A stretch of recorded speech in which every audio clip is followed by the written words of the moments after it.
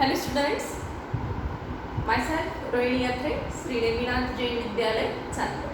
Our today's topic is development of embryo. How the embryo is developed? It is the product of first fertilization. In previous topic, we have discussed the double fertilization. Double fertilization means fertilization takes place twice. At the first stage of fertilization takes place in between the egg cell and first male gamete. As a result, what happened? A diploid zygote is formed. Then this zygote undergoes certain developmental stages to form the embryo. Let us see the procedure. First of all, the zygote, which is a diploid structure, which is a result of first fertilization. It forms a wall around it. A wall is formed around the zygote and then it is converted into oospore. Then this oospore undergoes cell division to form two-celled structure. Here one is larger cell and one is smaller cell.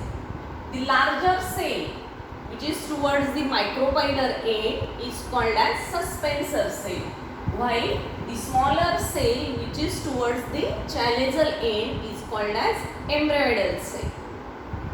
Then this two-celled structure, it again undergoes certain cell division. Then the suspensor cell towards the micropylar end, it undergoes repeatedly transverse division to form a row of cells.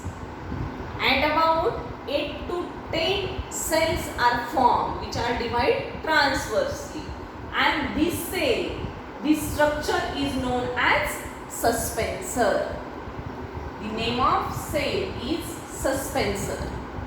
Then what is the function of suspensor? Suspensor pushes the developing embryo inside the endosperm to obtain the more nutrition, and it fixes the embryo inside the endosperm. Then the embryonal cell towards the chalazal end, it undergoes vertical and transverse division repeatedly to form 8 to 10 cells. Then it gets divided into a division. It undergoes cell division to form a globular structure, and this structure is known as proembryo. And this stage is octant stage of embryo.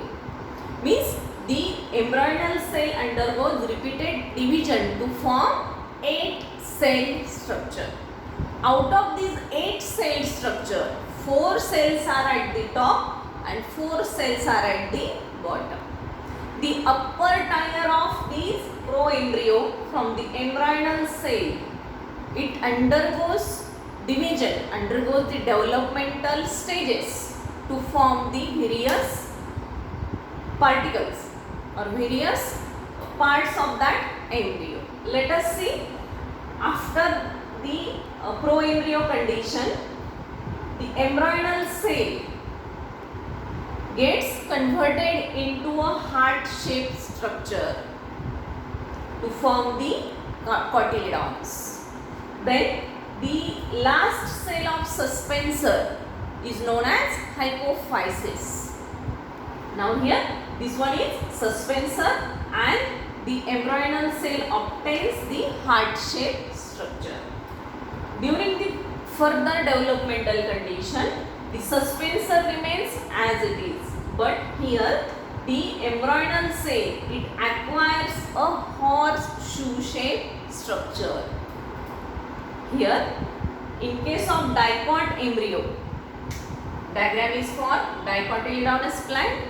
In case of dicot embryo, the embryonal cell obtain a horseshoe-shaped structure or a heart-shaped structure to obtain the two separate cotyledons.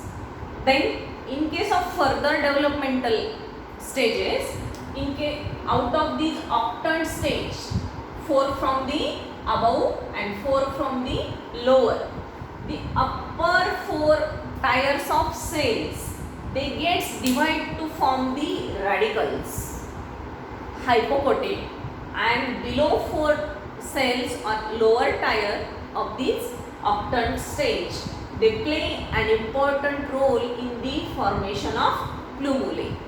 Means here radical and plumulae along with 2 cotyledons are formed.